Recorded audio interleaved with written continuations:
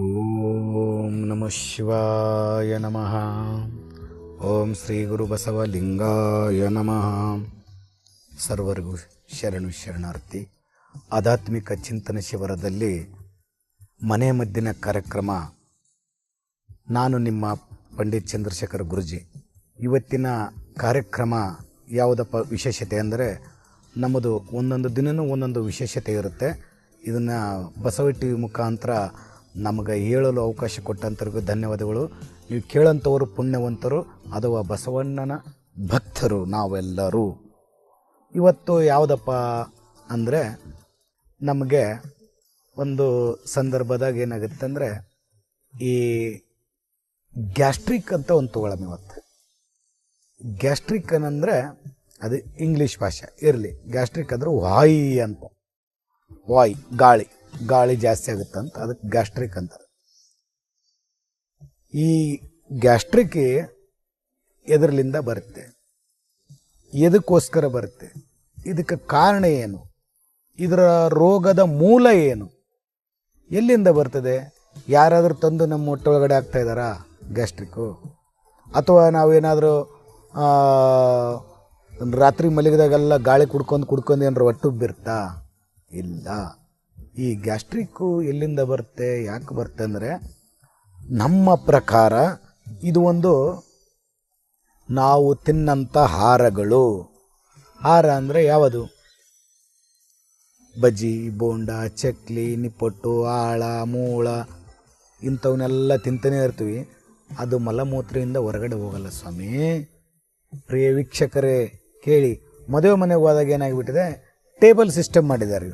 ಪ್ರತಿಯೊಂದು ಮದುವೆಗೆ ಹೋದ್ರೆ ನಮ್ಗೆ ಟೇಬಲ್ ಸಿಸ್ಟಮೇ. ಈಗ ಎಲ್ಲಿ ಟೇಬಲಿಂದ ಊಟನೇ ಇಲ್ಲ. ಆ ಟೇಬಲಲ್ಲಿ ನಾವು ಏನು ಮಾಡ್ತೀವಿ, ನೆಟ್ಟಗೆ ಕುಂದ್ಕೊತೀವಿ, ಸ್ಟ್ರೈಟಾಗಿ ಹಿಂಗೆ ಎದೆ ಉಬ್ಬಿಸಿ, ಎಲ್ಲಿ ಗ್ಯಾಪೇ ಇರಲ್ಲ. ಅವಾಗ ನಾವೇನು ಮಾಡ್ತೀವಿ, ಹೊಟ್ಟೆ ತುಂಬ ಉಪ್ಪು, ಖಾರ, ಹುಳಿ, ಸೆವಿ ಪ್ರತಿಯೊಂದು ತಿಂದು ಮತ್ತು ಇದ್ರ ಮೇಲೆ ಅದ್ರ ಜೊತೆಲಿ ಇವಾಗ ಏನೋ ಸಾವಿಗೆ ಥರ ಒಂದು ಬರ್ತದೆ, ರೌಂಡ್ ಮತ್ತು ಅದರಲ್ಲಿ ಹಾಲು ಹಾಕ್ಯಂದು ಊಟ ಮಾಡ್ತೀವಿ. ಹುಳಿಗೂ ಹಾಲಿಗೂ ಎಷ್ಟು ವಿರುದ್ಧ ಇದೆ ಅನ್ನೋದು ನಮ್ಮ ಪ್ರಾಚೀನ ಕಾಲದ ಋಷಿಮುನಿಗಳು ಆಗಿನ ಕಾಲದಲ್ಲಿ ತಿಳಿಸಿಕೊಟ್ಟಿದ್ದಾರೆ. ಹುಳಿಯ ತಿಂದ ಮೇಲೆ ಹಾಲು ಕುಡಿಯಬಾರದು, ಉಪ್ಪು ತಗೊಂಡ ಮೇಲೆ ಹಾಲನ್ನು ತಗೋಬಾರದು. ಇವೆಲ್ಲ ಆರೋಗ್ಯಕ್ಕೆ ಹಾನಿಕರ ಅಂತ ನಮ್ಮ ಹಿರಿಯರು, ಶರಣರು, ಋಷಿಮುನಿಗಳು ಗ್ರಂಥಗಳಲ್ಲಿ ಬರೆದು ತೋರಿಸಿಕೊಟ್ಟಿದ್ದಾರೆ. ಇದನ್ನೆಲ್ಲ ನಾವು ಸೈನ್ಸ್ ದೃಢಪಡಿಸ್ಕೊಂಡು, ಬ್ರೈನ್ ಸೈನ್ಸ್ ದೃಢಪಡಿಸ್ಬೇಕಾದ್ರೆ ಇಂಡಿಯನ್ ಸೈನ್ಸಿಗೆ ನಾವು ಒಪ್ತಾ ಇಲ್ಲ ಸ್ವಾಮಿ. ಇವತ್ತಿನ ದಿವಸ ಅಮೇರಿಕಲಿಂದ ಬಂದಂಥ ಸೈನ್ಸಿಗೆ ಮಾತ್ರ ನಾವು ಹೆಚ್ಚಿನ ಬೆಲೆ ಕೊಡ್ತಾಯಿದ್ದೀವಿ. ಇಡೀ ಪ್ರಪಂಚಕ್ಕೇ ಆರೋಗ್ಯ ನಮ್ಮ ದೇಹದಲ್ಲಿ ಅಂತ ಆಗುವ ಹೋಗುವ ಪ್ರತಿಯೊಂದು ಪೆನ್ ಟು ಪೆನ್ ಸಾಹಿತ್ಯ, ಸಂಗೀತ, ಕಲೆ ಮತ್ತು ಆರೋಗ್ಯದ ಬಗ್ಗೆ ಇಡೀ ಪ್ರಪಂಚಕ್ಕೆ ಸಾರಿದಂಥ ನಮ್ಮ ಶರಣರು ನಾಡು, ನಮ್ಮ ದೇಶ ಭಾರತ ಅನ್ನೋದನ್ನು ನಾವು ಪ್ರತಿ ಕ್ಷಣದಲ್ಲಿ ನಾವು ಮನುಷ್ಯನಲ್ಲಿ ಒಂದು ದಿನಕ್ಕೆ ಒಂದು ಸಲ ಆದರೂ, ಒಂದು ದಿನಕ್ಕೆ 2 ಸಲ ಆದರೆ ನಾವು ನೆನಪಿಟ್ಕೋಬೇಕಾಗುತ್ತೆ. ಈ ಟೇಬಲ್ ಊಟದ್ದು ಹೇಳಿದ್ದೀನಲ್ಲ ನಿಮಗೆ, ಇದು ಎದಕ್ಕೆ ಹೇಳಿದ್ನಪ್ಪ ಅಂದರೆ, ಇದು ನಮ್ಮ ದೇಶದ ಪಾರಂಪರಿಕತೆ ಅಲ್ಲ. ಇದು ಯುರೋಪ್ ಕಂಟ್ರಿಯಿಂದ ಬಂದಿರೋದು, ಯುರೋಪ್ ದೇಶದಿಂದ ಬಂದಂಥ ಸಿಸ್ಟಮ್ ಅದು. ಅದನ್ನು ನಾವು ಪಾಲನೆ ಮಾಡೋದು ಆದಷ್ಟು ಕಮ್ಮಿ ಮಾಡಬೇಕು ಸ್ವಾಮಿ. ಇವತ್ತಿನ ದಿನ ಭಕ್ತಾದಿಗಳೇ, ಶರಣರೇ ದಯವಿಟ್ಟು ಕೇಳ್ರಿ. ಶರಣರೆಲ್ಲರೂ ಇನ್ನೂ ಇದನ್ನು ಹೆಚ್ಚೆಚ್ಚಿಗೆ ಪ್ರಚಾರ ಮಾಡಿರಿ ಅನ್ನೋದೇ ನನ್ನ ಆಸೆ. ನಾವು ಏನು ಮಾಡ್ತೀವಿ, ಹೊಟ್ಟೆ ತುಂಬ ಊಟ ಮಾಡಿದಾಗ ಇಲ್ಲಿ ಗಂಟ ಬರುತ್ತೆ. ಇನ್ನು ನಾವು ನೀರು ಎಲ್ಲಿಂದ ಕುಡಿಬೇಕು? ನೀರೇನು 2 ಗುಟ್ಟಕ್ಕೆ ಕುಡಿದು ಬಿಡ್ತೀವಿ. ಸಾಕಪ್ಪ ನೀರು ಅಂತ. ಯಾಕಂದ್ರೆ ನಾವು ಕಂಠ ಮಟ್ಟ ತಿಂದಾಗ ನೀರು ಹೋಗಲ್ಲ, 2 ಗುಟ್ಟಕ್ಕೆ ಕುಡಿದು ಬಿಡ್ತೀವಿ. ಇದು ತಿಂದಿದ್ದು ಜೀರ್ಣ ಹೆಂಗಾಗಬೇಕು ಸ್ವಾಮಿ? ಜೀರ್ಣ ಆಗೋದಿಲ್ಲ. ಪ್ರಿಯ ವೀಕ್ಷಕರೇ ಕೇಳಿ ದಯವಿಟ್ಟು, ಹೊಟ್ಟೆ ಜೀರ್ಣನೇ ಆಗಲ್ಲ. ಅದಕ್ಕೆ ನಾವೇನು ಮಾಡಬೇಕು, ನಮ್ಮ ದೇಹದಲ್ಲಿ 75% ನೀರಿನ ಅಂಶ ಇದೆ, 25% ಮೂಳೆ ಅಂಶ ಇದೆ. ಅದಕ್ಕೆ ನಾವೇನು ಮಾಡಬೇಕು, 75% ತಿಳಿವಿನ ಪದಾರ್ಥ ತೊಗೊಂಡು ಅಂದಾಗ ಇನ್ನೂ 25% ನಾವು ಗ್ಯಾಪ್ ಬಿಡಬೇಕಾಗುತ್ತೆ ನಮ್ಮ ಹೊಟ್ಟೆಗೆ. ನಾವು ಹೊಟ್ಟೆ ಗ್ಯಾಪೇ ಬಿಡ್ತಾ ಇಲ್ಲ. ನಾನು ಅಲ್ಲಿ ಹೋಗ್ತೀನಿ, ನನ್ನ ಫ್ರೆಂಡ್ದು ಬರ್ತಡೇ, ಅಲ್ಲಿ ಒಂದಿಷ್ಟು ಕೇಕ್ ತಿಂತೀನಿ. ಇಲ್ಲಿ ಬರ್ತೀನಿ, ಅಲ್ಲೇ ಫ್ರೆಂಡ್ ಸಿಗ್ತಾನೆ, ಅವ್ರ ಜೊತೆಲಿ ನಿಂತೆ ಕಾಫಿ ಕುಡ್ತೀವಿ. ಇನ್ನೊಬ್ಬರ ಮನೆಗೆ ಹೋಗ್ತೀವಿ, ಗುರುಗಳೇ ಬನ್ನಿ ತುಂಬ ದಿವ್ಸಕ್ಕೆ ಬಂದಿಲ್ಲ, ನಮ್ಮ ಮನೆಗೆ ಊಟ ಮಾಡಲೇಬೇಕಂತಾರೆ, ಅಲ್ಲೊಂದಿಷ್ಟು ತಿಂತೀನಿ. ಮತ್ತು ಮನೆಗೆ ಹೋದ ತಕ್ಷಣ ಹೆಂಡ್ತಿ ಬೈತಾಳೆ, ಎಲ್ಲೆಲ್ಲ ತಿಂದು ಬಂದುಬಿಡ್ತೀರಿ, ನಮ್ಮ ಮನೆಗೆ ಮಾತ್ರ ತಿನ್ನಲ್ಲ ಅಂತಾರೆ. ಅಲ್ಲಿನೂ ತಿಂದೇ ಬಿಡ್ತೀವಿ. ಮತ್ತು ಪಕ್ಕದ ಮನೆಗೆ ಯಾವುದೋ ಒಂದು ಇದಿರುತ್ತೆ, ಅಲ್ಲೋಗಿ ತಿಂದುಬಿಡ್ತೀವಿ. ಇದು ಜೀರ್ಣ ಆಗೋದು ಯಾವಾಗ ಸ್ವಾಮಿ? ಒಂದು ಆಹಾರ ತಿಂದ ಮೇಲೆ ಇನ್ನೊಂದು ಆಹಾರ ಕಡಿಮೆ ಅಂದರೆ 4 ತಾಸು ನಮಗೆ ಹೊಟ್ಟೆಗೆ ಗ್ಯಾಪ್ ಕೊಡಬೇಕು. ನಾವೇನು ಮಾಡ್ತೀವಿ, ಗ್ಯಾಪೇ ಕೊಡಲ್ಲ. ತಿನ್ನೋದು ಒಂದೇ ಕಲ್ತ್ಬಿಟ್ಟಿದ್ದೀವಿ. ಈಗ ತಿನ್ನೋದು ಬಿಟ್ಟರೆ ನೇನೇನೇನೇನು ಮಾಡ್ತಾಯಿಲ್ಲ. ಯಾರು ತಿಂತಾಯಿಲ್ಲ, ಬಡತನ ಇದ್ದು ರೈತ ಹಗಲಿ ರಾತ್ರಿ ದುಡಿತಾನಲ್ಲ, ಅವ್ರು 3 ಟೈಮ್ ಊಟ ಮಾಡೋದೇ ಕಷ್ಟ ಐತೆ. ಒಂದೊಂದು ಸಂದರ್ಭದಾಗ ಅವ್ರು 2 ಟೈಮ್ ಊಟ ಮಾಡ್ತಾರೆ. ಅವ್ರ ದೇಹ ನೋಡ್ರಿ ರೈತಂದೋಗಿ, ಅವು ಎಷ್ಟು ರೈತ ಚೈತನ್ಯವಾಗಿದ್ದಾನೆ, ಎಷ್ಟು ಆ್ಯಕ್ಟಿವೇಟ್ ಆಗಿದ್ದಾನೆ. ಅದೇ ನೀವು ಬಂದುಬಿಟ್ಟು ಸಿಟಿಯಲ್ಲಿರೋಂಥ ಜನ ನೋಡಿ, ತಿಂದು ತಿಂದು ತಿಂದು ತಿಂದು ಆನೆ ಮರಿ ಆಗಿಬಿಟ್ಟಿದ್ದೀವಿ ಸ್ವಾಮಿ. ನಾವು ಆನೆ ಮನೆ ಆಗೋ ಕಾರಣ ಯಾರು? ನಾವೇ ಸ್ವಾಮಿ, ಬೇರೆ ಯಾರೂ ಅಲ್ಲ. ನಮಗೆ ಕಂಟ್ರೋಲೇ ಇಲ್ಲ. ನಾವು ಬಾಯಿಗೆ ಬೀಗ ಹಾಕಲ್ಲ, ನಾವು ಕಂಟ್ರೋಲ್ ತೊಗೊಳ್ಳಲ್ಲ. ಹಿಂಗಾಗಿ ನೋಡ್ತೀನಿ, ಯಾರಿಗೆ ನೋಡು ಏನು ಸಮಸ್ಯೆ ರೀ ಸ್ವಾಮಿ, ನಮಗೆ ಗ್ಯಾಸ್ಟ್ರಿಕ್. ಎಲ್ಲಿ ತೋರಿಸಿದ್ರಿ? ಅಯ್ಯೋ ಎಲ್ಲ ಆಸ್ಪತ್ರೆ ತೋರಿಸ್ದೆ. ಎಲ್ಲೆಲ್ಲಿ? ಅಯ್ಯೋ ಲೆಕ್ಕನೇ ಇಲ್ಲ ಸ್ವಾಮಿ, ನಾವು ಅಷ್ಟೊಂದು ಆಸ್ಪತ್ರೆ ತೋರಿಸಿವಿ ಅಂತಾರೆ. ಸ್ವಾಮಿ, ಆಸ್ಪತ್ರೆಗೆ ಡಾಕ್ಟ್ರ್ ಏನು ಮಾಡ್ತಾರಂದರೆ, ನಿಮಗೆ ಗ್ಯಾಸ್ಟ್ರಿಕ್ ಬಂದಾಗ ಆ ಗ್ಯಾಸು ಹೊರಗೆ ಹೋಗೋದಕ್ಕೋಸ್ಕರ ಟ್ಯಾಬ್ಲೆಟ್ ಕೊಡ್ತಾರೆ, ಅಥವಾ ಕೆಲವು ಬೇರೆ ಬೇರೆ ರೀತಿಯಿಂದ ಮಾತ್ರೆಗಳು ಕೊಡ್ತಾರೆ, ಅಥವಾ ನಮಗೆ ನೋವಾಗಿದೆ ಜಾಸ್ತಿ ಅಂದಾಗ ಒಂದು ನೋವು ನಿವಾರಕದಂಥ ಒಂದು ಸೂಜಿ ಮಾಡ್ತಾರೆ. ಮತ್ತು ಏನು ಮಾಡ್ತಾರೆ ಅಂದರೆ, ಮಲಮೂತ್ರ ವಿಸರ್ಜನೆ ಆಗುವಂಥ ಕೆಲವು ಕೆಮಿಕಲ್ ಔಷಧವನ್ನು ಕೊಡ್ತಾರೆ. ಆ ಮಲಮೂತ್ರ ವಿಸರ್ಜನೆ ಆದ ತಕ್ಷಣ ನಾವು ತೊಗೊಂಡು ಗ್ಯಾಸ್ಟ್ರಿಕ್ ಮಾತ್ರೆ ತೊಗೊಂಡ ತಕ್ಷಣ ಇದೇನಾಗುತ್ತೆ, ಗ್ಯಾಸ್ಟ್ರಿಕ್ 1 ದಿನ 2 ದಿನ, ಅವ್ರು 4 ದಿನಕ್ಕೆ 5 ದಿನಕ್ಕೆ ಆಗೋಷ್ಟು ಒಂದು ಕೆಲವು ಟ್ಯಾಬ್ಲೆಟ್ಗಳು ಕೊಡ್ತಾರೆ. ಆ ಮಾತ್ರೆಗಳನ್ನು ನಾವು ತೊಗೊತಾ ಇರ್ತೀವಿ. ಆವಾಗ ನಮ್ಮ ಗ್ಯಾಸ್ಟ್ರಿಕ್ ನಿರಾಮಾಯ್ತಪ್ಪ, ಆರಾಮಾಯಿತು. ಇಂಥ ಆಸ್ಪತ್ರೆಗೆ ಹೋಗಿದ್ದೆ, ಪ್ರೆಸ್ಟೇಜ್ ಆಸ್ಪತ್ರೆಗೆ ಹೋಗಿದ್ದೆ, 20,000 ಹೋದ್ರೆ ಚಿಂತೆ ಇಲ್ಲ, ನಾನು ಫಸ್ಟ್ ಕ್ಲಾಸ್ ಆಗಿ ಹೋಗಿದೆ, ನನಗೆ ಇವಾಗ ಹೆಮ್ಮೆ ಅನ್ನಿಸ್ತದೆ. ಹೋದ್ರೆ ಇನ್ನೊಂದು ಸಲ ಅಂಥ ಆಸ್ಪತ್ರೆಗೆ ಹೋಗ್ಬೇಕು, 20,000 ಹೋದ್ರೆ ಚಿಂತೆ ಇಲ್ಲ, ನನಗೆ ಇವಾಗ ಆರೋಗ್ಯ ಚೆನ್ನಾಗಿದ್ದೀನಿ ಅಂತಾರೆ. ಅದು ಎಷ್ಟು ದಿವಸ ಗೊತ್ತಾ ಈ ಗ್ಯಾಸ್ಟ್ರಿಕ್ ಸಮಸ್ಯೆ ಅದು ಕ್ಲಿಯರ್ ಆಗೋದಕ್ಕೆ? 8 ದಿನ 10 ದಿನಕ್ಕೆಲ್ಲ ನಿಮಗೆ ಗ್ಯಾಸ್ಟ್ರಿಕ್ ಹೋಗಲ್ಲ ಸ್ವಾಮಿ. 10 ದಿನಕ್ಕೆಲ್ಲ ಗ್ಯಾಸ್ಟ್ರಿಕ್ ಎಲ್ಲಿಂದ ಹೋಗ್ಬಿಡುತ್ತೆ? ಅದು ನಮ್ಮ ದೇಹ ಒಂದು ಕೊಳಕ ತಿಪ್ಪಿಯ ಸಮಾನವಾಗಿದೆ ಸ್ವಾಮಿ. ನಿಮಗೆ ತಿಪ್ಪೆ ಅಂದಾಗ ನನಗೆ ನೆನಪು ಬರುತ್ತೆ. ಒಂದು ಉದಾಹರಣೆ ಕೊಡ್ತೀನಿ ತಿಪ್ಪೆ ಬಗ್ಗೆ. ನಾಳೆ ನೀವು ಹಳ್ಳಿಗಳಲ್ಲಿ ಆಗಲಿ ಸಿಟಿಗಳಲ್ಲಿ ಆಗಲಿ ಆ ತಿಪ್ಪೆ ಹಾಕಿರ್ತೀವಿ ನೋಡಿ, ತಿಪ್ಪೆಯಲ್ಲಿ ಹೋಗ್ಬಿಟ್ಟು ಒಂದು ಕಡ್ಡಿ ತೊಗೊಳ್ಳಿ, ಒಂದು ಕೋಲು ತೊಗೊಂಡು ಆ ಕೋಲನ್ನು ತೊಗೊಂಡೋಗ್ಬಿಟ್ಟು ಆ ತಿಪ್ಪೆಯಲ್ಲಿ ಕೆಳಗಡೆ ಹಿಂಗೆ ತುರುಕಿ ಹಿಂಗೆ ಹೊರಗಡೆ ತೆಗೀರಿ. ನೀವು ಆ ಗ್ಯಾಪ್ ಏನಿರುತ್ತೆ, ಆ ಗ್ಯಾಪ್ನಲ್ಲಿ ಎಷ್ಟು ಪ್ರಮಾಣದ ಹೊಗೆ ಬರ್ತಂತ ಪರೀಕ್ಷೆ ಮಾಡಿ ನೋಡಿ ಸ್ವಾಮಿ. ನೀವು ಹೊಗೆ ಕ್ಲೀನಾಗಿ, ಅಲ್ಲೇನು ಬೆಂಕಿ ಇರಲ್ಲ. ಹೊಗೆ ಎಲ್ಲಿಂದ ಬಂತದು? ಯಾರು ತಂದು ಇಟ್ರಂತನ? ಯಾರು ತಂದು ಇಟ್ಟಿಲ್ಲ ಸ್ವಾಮಿ ಅದನ್ನು. ಪ್ರಿಯ ವೀಕ್ಷಕರೇ, ಅದು ಏನಾಗಿರುತ್ತಂದರೆ, ಆ ಒಂದ್ರ ಮೇಲೆ ಒಂದು ಇನ್ನೂ ಕೊಳತೆ ಇರಲ್ಲ. ಅದು ಒಂದಾದ್ಮೇಲೆ ಒಂದು ಬಿದ್ದಾಗ ಅದು ಏನಾಗುತ್ತೆ, ಅಲ್ಲಿ ಬೆಂಕಿ ರೀತಿಯಲ್ಲಿ ಅದು ಕಾದು ಉಷ್ಣತೆಯಾಗಿ ಅಲ್ಲೇನಾಗುತ್ತೆ, ಹೊಗೆ ಬರುತ್ತೆ, ಅದು ಸ್ಮೆಲ್ ಬರುತ್ತೆ. ಆ ಸ್ಮೆಲ್ ಬಂದಾಗ ಏನಾಗುತ್ತೆ, ಅದೇ ರೀತಿ ನಮ್ಮ ದೇಹದಲ್ಲಿ ತಿಂದಿದ್ದನ್ನೆಲ್ಲ ತಿಪ್ಪೆ ಮಾಡ್ಕೊಂಡು ಅದನ್ನು ಕೊಳಿಲಾರ್ದಂಗೆ, ಅದನ್ನು ಮಲಮೂತ್ರ ಮುಖಾಂತರ ಕೆಳಗಡೆ ಹೋಗ್ಲಾರ್ದಂಗೆ ನಾವು ಕಂಟ್ರೋಲ್ ಮಾಡ್ಕೊಂಡು ಒಬ್ಬೊಬ್ರನ್ನ ಕೇಳ್ತೀನಿ, ನೀವು ಎಷ್ಟು ದಿವ್ಸಕ್ಕೊಂದ್ಸಲ ಬಾತ್ರೂಮ್ಗೆ ಹೋಗ್ತೀರಿ ಅಂದರೆ, ನಾನು ಟಾಯ್ಲೆಟ್ಗೆ 2 ದಿನಕ್ಕೊಂದ್ಸಲ. ಇನ್ನು 2 ದಿನಕ್ಕೊಂದ್ಸಲ ಅಂದ್ರೆ ಇನ್ನು 6 ಸಲ ತಿಂತೀರಿ. ದಿನಕ್ಕೆ 3 ಸಲ ಅಂದರೆ 2 ದಿನಕ್ಕೆ 6 ಸಲ ತಿಂದಿರ್ತೀರಿ. ಈ 6 ಸಲ ತಿಂದಿದ್ದು ನಿಮ್ಮದು ಎಲ್ಲಿ ಹೋಯ್ತು ಅಂದರೆ, ಗೊತ್ತಿಲ್ಲಪ್ಪ, ಅದು ಎಲ್ಲಿ ಬರ್ನಾಗ್ಬಿಡ್ತೇವೆ, ನನಗೆ ಗೊತ್ತೇ ಇಲ್ಲ ಅಂತಾರೆ. ಪಾಪ ಅವ್ರಿಗೆ ಗೊತ್ತಿರಂಗಿಲ್ಲ, ಅವ್ರು ಅದಕ್ಕೆ ಗೊತ್ತಿಲ್ಲ ಅಂತ ಹೇಳ್ತಾರೆ. ಇನ್ನೊಬ್ರನ್ನ ಕೇಳಿದೆ, ಎಷ್ಟು ಸಲ ಊಟ ಮಾಡ್ತಾರಂದ್ರೆ, ನಾನೀಗ ಆನೆ ಹಂಗೆ ಆವಾಗಲಿಂದ 2 ಸಲ ಊಟ ಮಾಡೋದು, ಅದಕ್ಕಾಗಿ ನಾನು 3 ದಿನಕ್ಕೊಂದ್ಸಲ ಟಾಯ್ಲೆಟ್ಗೆ ಹೋಗ್ತೀನಿ. ಯಾಕಂದ್ರೆ ನಾನು ತಿನ್ನೋದೇ ಬೆಳಗ್ಗೆ ಇಷ್ಟು ಸಂಜೆ ಇಷ್ಟು, ಅದಕ್ಕೆ 3 ದಿನ 4 ದಿನಕ್ಕೊಂದ್ಸಲ ಬಾತ್ರೂಮ್ಗೆ ಹೋಗ್ತೀನಿ ಅಂತ ಹೇಳ್ತಾರೆ. ಮತ್ತು ಇಷ್ಟೊಂದು ದಪ್ಪ ಹೆಂಗಾಗಿರೋ ಅಂದ್ರೆ, ನೋಡ್ರಿ ಡಾಕ್ಟರ್ ಸಾಹೇಬ್ರೆ, ನೋಡ್ರಿ ವೈದ್ಯರೆ, ನಾನು ತಿನ್ನೋದೇ ಇಷ್ಟೇ ರೀ, ಬೆಳಗ್ಗೆ ಇಷ್ಟು ಸಂಜೆ ಇಷ್ಟು, ನೋಡಿದ್ರೆ ಇಷ್ಟು ದಪ್ಪ ಇದೀನಿ, ಸಣ್ಣ ಆಗ್ಬೇಕಂತೀನಿ, ಸಣ್ಣನೇ ಆಗ್ತಿಲ್ಲ ಅಂತಾರೆ. ಸಣ್ಣ ಆಗ್ಬೇಕಂದ್ರೆ ಸಣ್ಣ ಆಗೋದು, ದಪ್ಪ ಇರೋದನ್ನ ಸಣ್ಣ ಆಗೋದನ್ನ ನಾನು ಮುಂದಿನ ಇದರಲ್ಲಿ ಹೇಳ್ತೀನಿ, ಮುಂದಿನ ದಿನಗಳಲ್ಲಿ. ಈ ಗ್ಯಾಸ್ಟ್ರಿಕ್ ಸಮಸ್ಯೆ ಬಗ್ಗೆ ಮಾತ್ರ ಇವತ್ತು ನಾನು ಕ್ಲಿಯರಿಟಿ ಹೇಳ್ತೀನಿ. ಇದನ್ನು ಗಮನದಲ್ಲಿಟ್ಟು ಸ್ವಚ್ಛತವಾಗಿ ತಿಳ್ಕೊಳ್ಳಿ. ಈವಾಗ ನಾವು ಆನೆ ಥರ ಹೊಟ್ಟೆ ಬೆಳಕಂದಾಗ ಏನಾಗುತ್ತೆ, ದಿನಕ್ಕೆ ಒಳಗಡೆ ನರನಾಡಿಗಳೆಲ್ಲ ಉಬ್ಬಿ ಅದೇನಾಗುತ್ತೆ, ಹಗಲವಾಗುತ್ತೆ. ಹಗಲವಾದಾಗ ಏನಾಗುತ್ತೆ, ಮಲ ಕೆಳಗಡೆ ನಮಗೆ ಹೋಗಲಾರದಾಗ ಈ ದೇಹದಲ್ಲೆಲ್ಲ ಕೊಳಕು ನೀರು ಎಲ್ಲ ಬಂದು ಮೊಣಕಾಲು ತೊಡೆ ಮುಖಾಂತರ ಬಂದು ಮೊಣಕಾಲು ಹಿಡಿದಪ್ಪಾಗಿ, ತೊಡೆಗಳು ಹಿಡಿದಪ್ಪಾಗಿ, ನಮ್ಮ ದೇಹ ಹಿಡಿದಪ್ಪಾಗಿ ಹಾರ್ಟ್ ಅಟ್ಯಾಕ್ ಆಗುತ್ತೆ ಸ್ವಾಮಿ. ಹಾರ್ಟ್ ಪ್ರಾಬ್ಲಮ್, ಹೃದಯದ ತೊಂದರೆ, ಹೃದಯಕ್ಕೆ ಒತ್ತಡ ಜಾಸ್ತಿ ಬೀಳುತ್ತೆ. ಅವಾಗೇನಾಗುತ್ತೆ, ಹಾರ್ಟ್ ಪ್ರಾಬ್ಲಮ್ ಆಗುವ ಸಂಭವ ಜಾಸ್ತಿ ಇರುತ್ತೆ. ಅದ್ರ ಸಲುವಾಗಿ ನಾವು ಹಾರ್ಟ್ ಪ್ರಾಬ್ಲಮ್ ಸಂಭವ ಕಡಿಮೆ ಮಾಡ್ಕೋಬೇಕಂದ್ರೆ ಆದಷ್ಟು ನಾವು ತೆಳ್ಳಗೆ ಇರಬೇಕು. ಬಣ್ಣ ಬೇಡ, ನೀವು ಕರ್ರಗಿದ್ರೂ ಸರಿ, ಶಿವ ಕೊಟ್ಟಂಗೆ ಬಸವಣ್ಣ ಶಿವ ನಮ್ಮನ್ನು ಸೃಷ್ಟಿ ಮಾಡಿದಾನಲ್ಲ, ಶಿವ ಸೃಷ್ಟಿ ಮಾಡ್ದಂಗೆ ಇರ್ಬೇಕು ನಾವು. ಕರ್ರಗಿದ್ರೂ ಸರಿ, ಬೆಳ್ಳಗಿದ್ರೂ ಸರಿ, ಕೆಂಪಗಿದ್ರೂ ಸರಿ, ಬಣ್ಣ ಒಳ್ಳೆಯದಲ್ಲ. ಮನಸ್ಸು ಒಳ್ಳೆಯದು ಸ್ವಾಮಿ, ಮನಸ್ಸು ಶುದ್ಧತೆ ಮಾಡ್ಕೋಬೇಕು ನಾವು. ಮನಸ್ಸು ಶುದ್ಧ ಮಾಡ್ಕೊಂಡಾಗ ಯಾವ ಬಣ್ಣನ ಯಾರೂ ನೋಡಲ್ಲ. ನಮ್ಮ ಮನಸ್ಸು ಕೊಳಕಿದ್ರೆ ಬಣ್ಣ ತೊಗೊಂಡು ಏನು ಮಾಡ್ತೇವೆ, ಅವನು ಕೊಳಕು ಮನುಷ್ಯ ಅಂತಾರೆ. ಅದಕ್ಕೆ ಬಣ್ಣ ಬೇಡ ನಮಗೆ, ಶುದ್ಧ ಮನುಷ್ಯ. ನಾವೇನು ಮಾಡ್ಬೇಕಂದ್ರೆ ತೆಳ್ಳಗಾಗಬೇಕು, ಒಂದು ಸಿಸ್ಟಮಲ್ಲಿರಬೇಕು. ಅದಕ್ಕೇನು ಮಾಡ್ಬೇಕಂದ್ರೆ ಫಸ್ಟಿಂದ ನಾವು ದೇಹ ದಪ್ಪ ಆಗಬಾರದಂದರೆ ಸರಿಯಾಗಿ ಸರಿಯಾಗಿ ಬೆಳಗ್ಗೆ ಒಂದು 8ರಿಂದ 10 ಗಂಟೆ ಒಳಗಡೆ, ಆ 2 ಅವರ್ ಒಳಗಡೆ ನಾವು ಲಿಮಿಟಾಗಿ ಬೆಳಗ್ಗೆ ಟಿಫನ್ ಮಾಡಬೇಕು.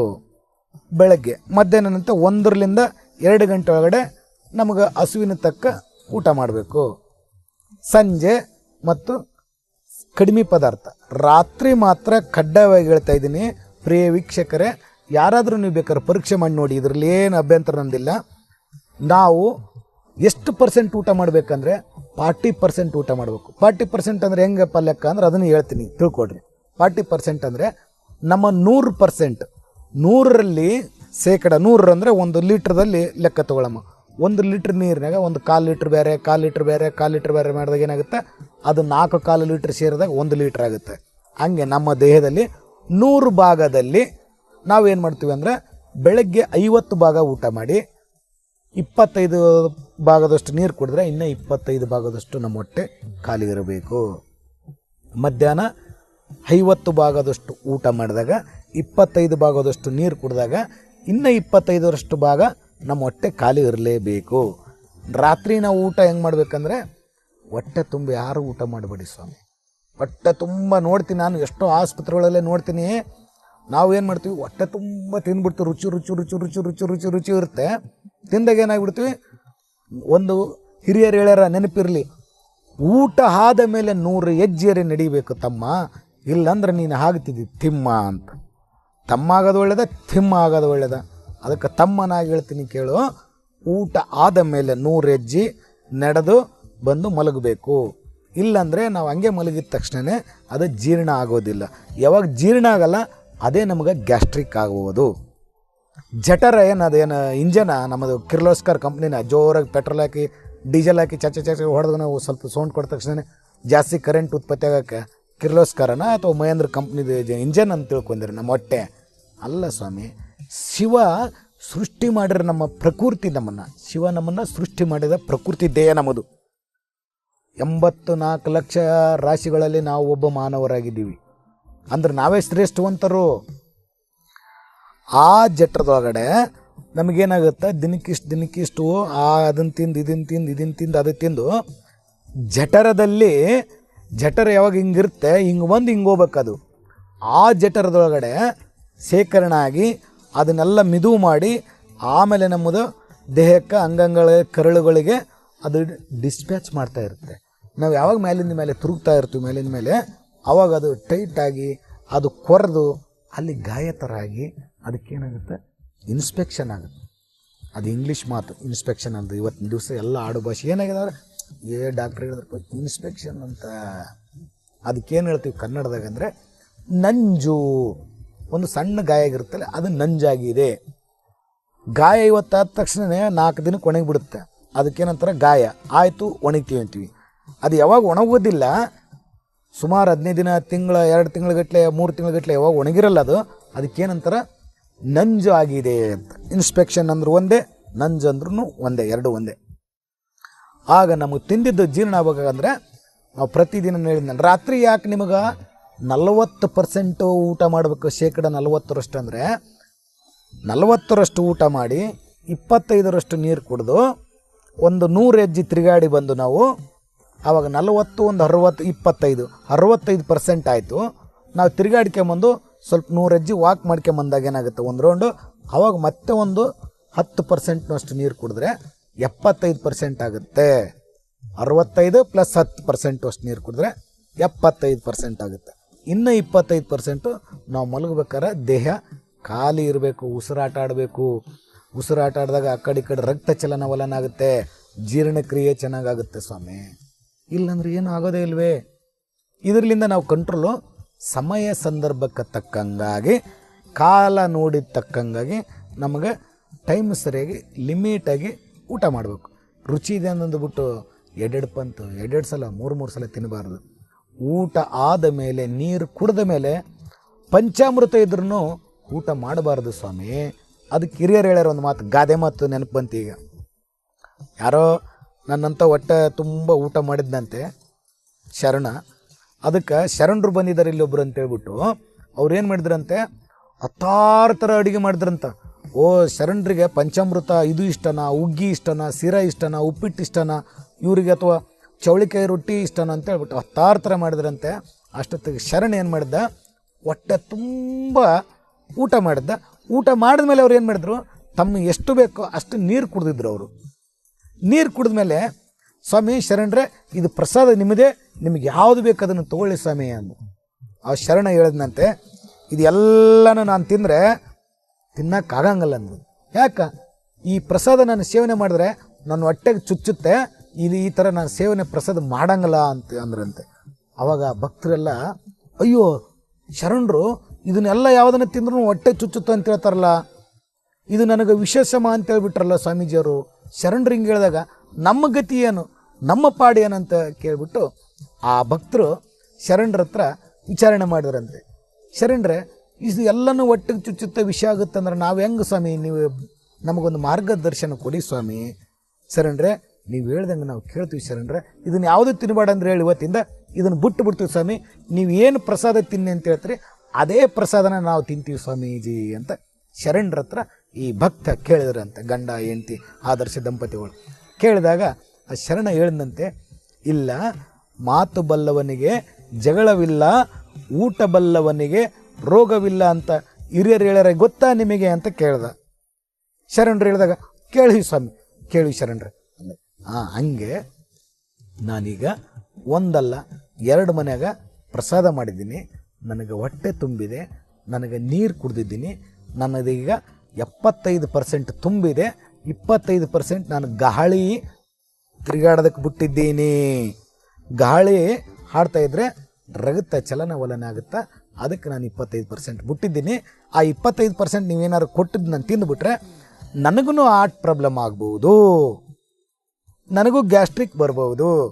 ಅದಕ್ಕೆ ನಮ್ಮ ಹೊಟ್ಟೆ ನಾವು 25% ಭಾಗ ಖಾಲಿ ಇಡಬೇಕಾಗತ್ತೆ. ಅದಕ್ಕೆ ನಾನು ನಿಮಗೆ ತಮಾಷೆ ರೂಪದಲ್ಲಿ ನನಗೆ ಹೊಟ್ಟೆಗೆ ಚುಚ್ಚುತ್ತಾ ಅಂತೇಳಿ ನಿಮಗೆ ಇದೊಂದು ಸಿಂಪಲ್ ಉದಾಹರಣೆ ಕೊಟ್ಟಿದ್ದು ನಾನು. ನೀವು ಇದನ್ನೇ ಪ್ರಸಾದವಾಗಿ ತೊಗೊಳ್ಳಿ, ಪ್ರತಿದಿನ ನೀವು ಇದನ್ನೇ ತಿನ್ನಿ, ನಿಮಗೆ ಯಾವುದೂ ಅಪಾಯವಿಲ್ಲ, ನೀವು ಮಾಡಿರೋದೆಲ್ಲ ಪಂಚಾಮೃತ ಇದೆ. ನಾನು ನಿಮಗೊಂದು ಉದಾಹರಣೆ ಅಷ್ಟೇ ಜೋಕ್ ಮಾಡಿದ್ದು ನಾನು, ನೀವು ತೊಗೊಳ್ಳಿ ಅಂತ ಹೇಳಿದ್ರು ನನ್ನ ಶರಣರು. ಓ ಆಹಾರದಲ್ಲಿ ಇಂಥ ಇಷ್ಟು ತಿಂದರೆ ನಮಗೆ ಹಿಂಗಾಗುತ್ತೆ ಅಂತ ಶರಣರು ಅವ್ರಿಗೆ ಬಿಡಿಸಿ ಹೇಳಿದಾಗ ಆ ರೈತ ಆದರ್ಶ ದಂಪತಿಗಳಿಗೆ ಅನುಭವ ಆಯ್ತಂತ. ಓ ಹೆಚ್ಚಿಗೆ ತಿಂದರೆ ಗ್ಯಾಸ್ಟ್ರಿಕ್ ಆಗುತ್ತೆ, ಹೆಚ್ಚಿಗೆ ತಿಂದರೆ ಹಾರ್ಟ್ ಪ್ರಾಬ್ಲಮ್ ಆಗುತ್ತೆ, ಹೆಚ್ಚಿಗೆ ತಿಂದರೆ ಮಲಮೂತ್ರ ವಿಸರ್ಜನೆ ಸರಿಯಾಗಿ ಆಗಲ್ಲ ಅಂತೇಳಿ ಆ ಆದರ್ಶ ದಂಪತಿಗಳಿಗೆ ಅವತ್ತದು ಆ ಶರಣರ ಮುಖಾಂತರ ಅವರಿಗೆ ತಿಳುವಳಿಕೆ ಜ್ಞಾನ ಹುಟ್ಟಿತು.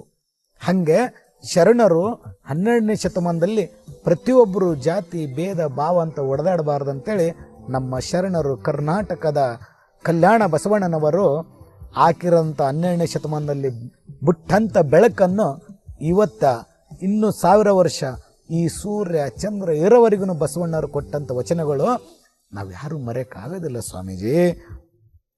ಈ ಗ್ಯಾಸ್ಟ್ರಿಕ್ಕಿನ ಬಗ್ಗೆ ಮಾತಾಡ್ತಾ ಇದ್ದೀವಲ್ಲ ಇವತ್ತು, ಅದನ್ನೇ ತೊಗೊಂತ ಮಾತಾಡ್ತಾ ಇರೋದು.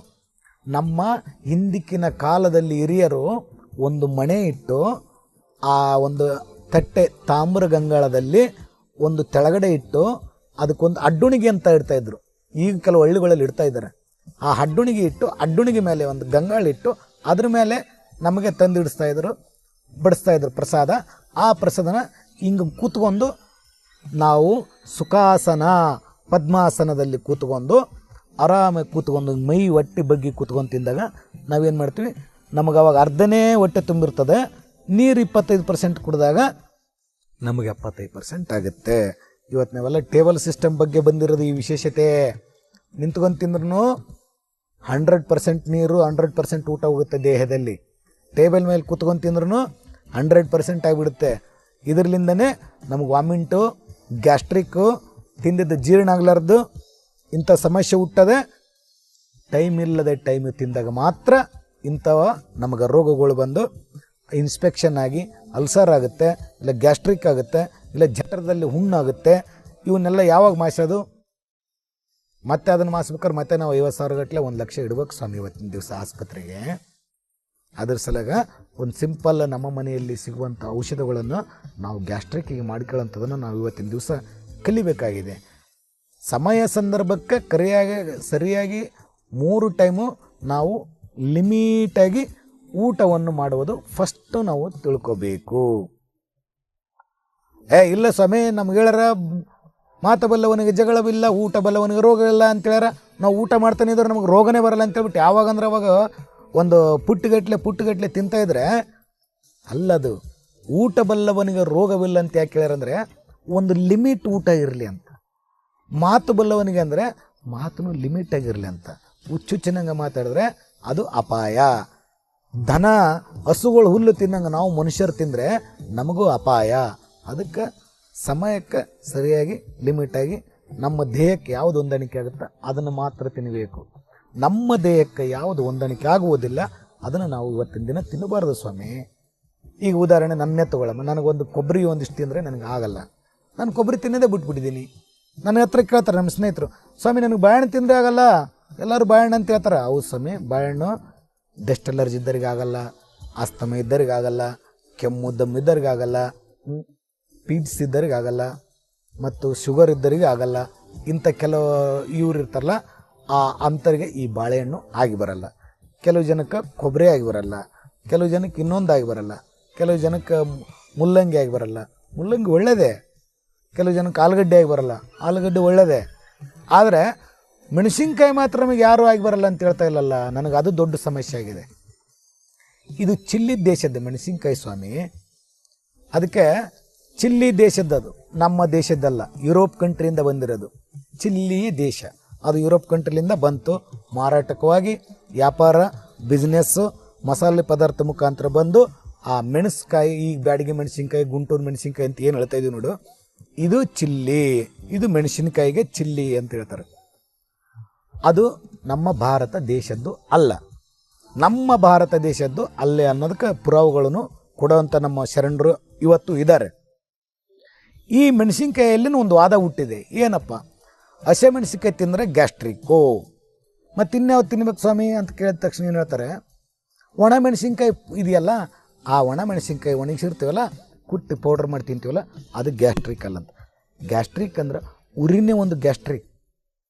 ಬಿಸಿ ಪದಾರ್ಥ ಹೆಚ್ಚೆಚ್ಚಿ ತಿಂದರೂ ಅದು ಒಂದು ಗ್ಯಾಸ್ಟ್ರಿಕ್. ಮೇಲೆ ತಿಂದರೂ ಅದಕ್ಕೂ ಒಂದು ಗ್ಯಾಸ್ಟ್ರಿಕ್. ಅದಕ್ಕೆ ಈ ಮೆಣಸಿನ್ಕಾಯಿ ಯಾರಿಗೆ ಗ್ಯಾಸ್ಟ್ರಿಕ್ ಇದೆ ಫಸ್ಟ್ ಈ ಮೆಣಸಿನ್ಕಾಯಿ ದೂರ ಇಡಬೇಕು. ಮೆಣಸಿನ್ಕಾಯಿ ಅನ್ನೋದನ್ನ ಟಚ್ಚೇ ಮಾಡಬಾರ್ದು ಆ ಗ್ಯಾಸ್ಟ್ರಿಕ್ ಸಮಯ ಇದ್ದವರು. ಅದಕ್ಕೆ ಮತ್ತು ಖಾರ ತಿನ್ನಲೇಬೇಕು ಸ್ವಾಮಿ, ನಾನು ಬದುಕೋದು ಹೆಂಗ ಅಂತ ಕೇಳೋರು ಇದ್ದಾರೆ, ನನ್ನ ಹತ್ರ ಬಂದು ಕೇಳ್ತಾ ಇದ್ದಾರೆ. ಅದಕ್ಕೆ ನಾವು ಒಂದು ಉದಾಹರಣೆ ಏನು ಹೇಳ್ತಾ ಇದ್ದೇನೆ ಅಂದರೆ, ನಮ್ಮ ಭಾರತ ದೇಶದ ನಮಗೆ ಶರಣರು ಹಾಕಿಕೊಟ್ಟಿದ್ದಾರಲ್ಲ ಮಾರ್ಗ, ಋಷಿಮುನಿಗಳು, ಪತಂಜಲಿ ಋಷಿಮುನಿಗಳಿದ್ದಾರೆ, ಭಾವ ಮಿಶ್ರರಿದ್ದಾರೆ. ಇವರೆಲ್ಲ ಶರಣರು ಏನು ಹೇಳ್ಕೊಟ್ಟಾರಂದರೆ, ನಮ್ಮ ಹೊಲಗಳಲ್ಲಿ, ನಮ್ಮ ಗದ್ದೆಗಳಲ್ಲಿ, ನಮ್ಮ ಬೆಳೆಯಂಥ ರೈತನ ಉದ್ಧಾರ ಆಗ್ತಾನೆ ಸ್ವಾಮಿ, ಇಲ್ಲ ಅಂತ ಹೇಳ್ತಾ ಇಲ್ಲ. ಮೆಣಸಿನ ಕಾಳು ನಾಲಿಗಿಟ್ಟಾಗಷ್ಟೇ ಖಾರ ಇರುತ್ತೆ, ದೇಹದ ಒಳಗಡೆ ಹೋದಾಗ ತಂಪಾಗುತ್ತೆ. ಹೆಂಗೆ ಹೇಳ್ತೀರಿ ನೀವು? ರಿಸರ್ಚ್ ಮಾಡಿರಾ, ನೀವು ಸೈಂಟಿಸ್ಟಾ ಅಂತ ನನಗೆ ಕೇಳ್ಬೋದು. ನಿಮಗೆ ಅಲ್ಲೇ ಉದಾಹರಣೆ ಕೊಡ್ತೀನಿ. ಅದಕ್ಕೇನಪ್ಪ ಅಂದರೆ, ನಾವು ಒಂದು ಮದುವೆ ಮನೆಗೆ ಹೋಗ್ತೀವಿ. ಮದುವೆ ಮನೆಗೆ ಹೋದಾಗ ಏನಾಗುತ್ತೆ, ಎಲ್ಲ ಥರ ಊಟ ಹಾಕ್ಬಿಟ್ಟ ಮೇಲೆ ಲಾಸ್ಟಿಗೆ ಏನಾಗ್ತಾರೆ ಅವರು, ಮೆಣಸಿನ ಸಾರು ಹಾಕ್ತಾರೆ. ಹಸಿ ಮೆಣಸಿನ್ಕಾಯ್ದು ಹಾಕಲ್ಲ, ಮೆಣಸು ಕುಟ್ಟಿ ಅದ್ರಾಗ ಕರಿಬೇವು ಕೊತ್ತಂಬರಿ ಹಾಕಿ ಮೆಣಸಿನ ಸ್ವಲ್ಪ ಹಾಕ್ಬಿಟ್ಟು ಮೆಣಸು ಸಾರು ಹಾಕ್ತಾರೆ. ಮೆಣಸು ಸಾರು ಊಟ ಮಾಡಿದ ತಕ್ಷಣ ಏನಾಗುತ್ತೆ ಅಂದರೆ, ಅದು ಖಾರನೇ ಇರುತ್ತೆ, ಎಲ್ಲನೂ ಜೀರ್ಣ ಮಾಡಿ ಹೊರಗಡೆ ಹೋಗ್ಕಡುತ್ತೆ. ಮೆಣಸು ನಮಗೇನು ಮಾಡ್ತಾ, ನೆನಪಿರಲಿ, ಒಂದು ಕಫ ಹೊಡೆದಾಕತ್ತೆ. ದೇಹದಲ್ಲಿ ಕಫನ ತಡೆಯೋ ಶಕ್ತಿ ಮೆಣಸಿಗಿದೆ. ಕಫದ ಗುರು ಮೆಣಸು. ಪ್ರತಿಯೊಬ್ಬರು ನೆನಪಿಟ್ಟುಕೊಳ್ಳಿದು, ಕಫ ಇದ್ದವರು. ಮತ್ತು ಅದು ನಮಗೆ ತಿನ್ನುವಾಗ ಖಾರ ಇರುತ್ತೆ, ದೇಹದಲ್ಲಿ ಏನತ್ತೆ ಜೀರ್ಣಾಂಗ ವ್ಯವಸ್ಥೆ ಚೆನ್ನಾಗಿ ಮಾಡುತ್ತೆ. ಅದಕ್ಕೆ ಇದು ಮೆಣಸಿನ್ಕಾಯಿದು ಬಂದಾಗ ನಾವು ಆದಷ್ಟು ಮೆಣಸಿನಕಾಯಿ ಗ್ಯಾಸ್ಟ್ರಿಕ್ ಇದ್ದವರು ಮೆಣಸಿನಕಾಯಿ ಬದಲಿ ಮೆಣಸಿನ ಕಾಳನ್ನು ಉಪಯೋಗಿಸಿದ್ರೆ ನಿಮಗೂ ಒಳ್ಳೆಯದು, ನಮ್ಮ ದೇಶಕ್ಕೂ ಒಳ್ಳೆಯದು, ನಮ್ಮ ದೇಹಕ್ಕೂ ಒಳ್ಳೆಯದು, ಜೀರ್ಣ ವ್ಯವಸ್ಥೆಗೂ ಒಳ್ಳೆಯದಾಗುತ್ತೆ. ಈ ಗ್ಯಾಸ್ಟ್ರಿಕ್ ಸಮಸ್ಯೆದಾಗ ಇದು ಹೇಳ್ತಾ ಇದ್ದೀನಿ. ಮೆಣಸಿನ್ಕಾಯಿ ಆದಷ್ಟು ಅವಾಯ್ಡ್ ಮಾಡೋದು 100ಕ್ಕೆ 100 ಉತ್ತಮ. ನಮ್ಮ ಮನೆಯಲ್ಲಿ ಸಿಗುವಂಥ ಗ್ಯಾಸ್ಟ್ರಿಕ್ಕಿಗೆ ನಮ್ಮ ಮನೆಯಲ್ಲೇ ಮದ್ದು, ನಮ್ಮ ಮನೆ ಒಳಗಡೆ ಸಿಗ್ತದೆ ಇದು ಮದ್ದು ಗ್ಯಾಸ್ಟ್ರಿಕ್ಕಿಗೆ. ನಾವೇನು ದೂರ ಹೋಗ್ಬೇಕಾಗಿಲ್ಲ. ಏನಪ್ಪ ಅದಕ್ಕೆ ಅಂತ ನೀವು ಕೇಳ್ಬೋದು. ಉದಾಹರಣೆ ಕೊಡ್ತೀನಿ. ನಾನು ಇವಾಗ ಹೇಳಿದೆ ಮೆಣಸು ಅಂತ. ಒಂದು 4 ಕಾಳು ಮೆಣಸು ತೊಗೊಳ್ಳಿ, ಸಣ್ಣಗೆ ಹರಿರಿ. 4 ಕಾಳು ಭಾಳ ದೊಡ್ಡವರಿಗೆ ಸಣ್ಣಗೆ ಹರಿರಿ. ಇದು ಅಸ್ತಮ ಇದ್ದವ್ರಿಗೂ ಅಳೆವಡಿಸುತ್ತೆ. ಅಸ್ತಮ ಯಾರಿಗಿದೆ ಅವ್ರಿಗೆ ನಡೀತದೆ. ಇದು ಮೆಣಸು ಕಾಳಕ್ಕೆ ಚೆನ್ನಾಗಿ ಹರಿದು ಅದಕ್ಕೆ ಸ್ವಲ್ಪ ಸೈದ್ರ ಲವಣ ಹಾಕ್ಬೇಕು. ಸೈದ್ರ ಲವಣ ಹಾಕಿ ಮಜ್ಜಿಗೆ ಹಾಕಿ ಇದನ್ನು ಕಂಟಿನ್ಯೂ ಮಜ್ಜಿಗೆ ಕುಡಿತಾನೇ ಇರಬೇಕು. ಊಟನ ಆದಷ್ಟು ಒಂದು ದಿನ ಬೆಳಗ್ಗೆ ನೀವು 2 ಇಡ್ಲಿ ತಿನ್ನೋರು ಒಂದೇ ತಿನ್ನಿ, ಮಧ್ಯಾಹ್ನ 1 ಮುದ್ದೆ ತಿನ್ನೋರು ಅರ್ಧ ತಿನ್ನಿ, ಹೊಟ್ಟೆ ತುಂಬ ಮಜ್ಜಿಗೆ ಕುಡಿ. ರಾತ್ರಿ ನೀವು 2 ಚಪಾತಿ 1 ಪ್ಲೇಟ್ ರೈಸ್ ಊಟ ಮಾಡೋರು 1 ಚಪಾತಿ ಅರ್ಧ ಪ್ಲೇಟ್ ರೈಸ್ ಊಟ ಮಾಡಿ ಹೊಟ್ಟೆ ತುಂಬ ಮಜ್ಜಿಗೆ ಕುಡೀರಿ. ಬಟ್ ಅತಿ ಜಾಸ್ತಿ ಗ್ಯಾಸ್ಟ್ರಿಕ್ ಇರೋಂಥವ್ರು 1 ದಿನ 2 ದಿನ 3 ದಿನ ಊಟ ಬಿಡೋದು ಭಾರಿ ಉತ್ತಮ. ಮತ್ತೇನು ತೊಗೊಳಮ್ಮಂತ ಕೇಳ್ಬೋದು ನೀವು. ಊಟ ಅಂದರೆ ಅನ್ನದ ಪದಾರ್ಥ, ಸಾರು, ಉಪ್ಪು, ಖಾರ, ಹುಳಿ, ಅನ್ನ, ಚಪಾತಿ, ಮುದ್ದೆ, ಪ್ರತಿ ಊಟ ನಿಷೇಧ.